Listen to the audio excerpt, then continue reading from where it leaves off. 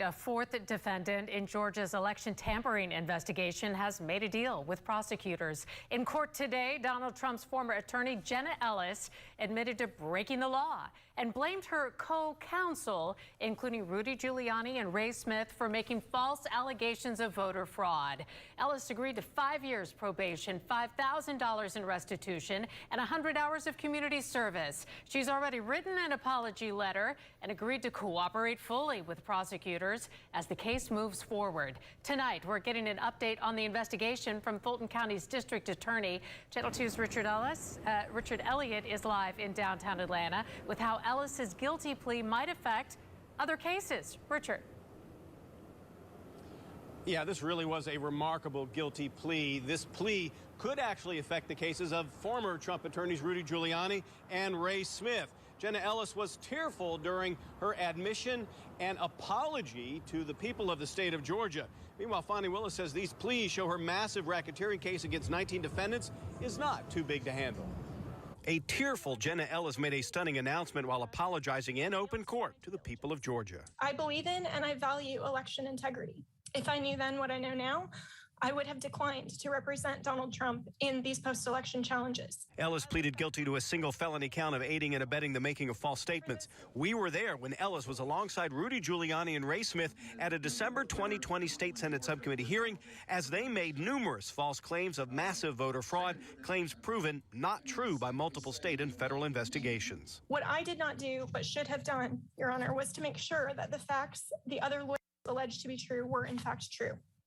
In the frenetic pace of attempting to raise challenges to the election in several states, including Georgia, I failed to do my due diligence. This is the fourth guilty plea in this case.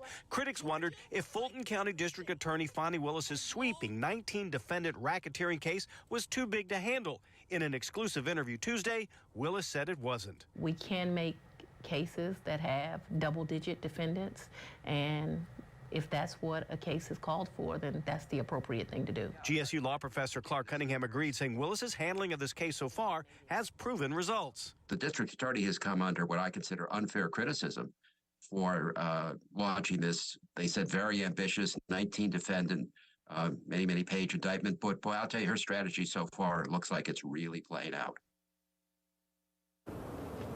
Jenna Ellis got 5 years probation, also agreed to testify against other defendants in this case, including Rudy Giuliani, Ray Smith, and former President Donald Trump.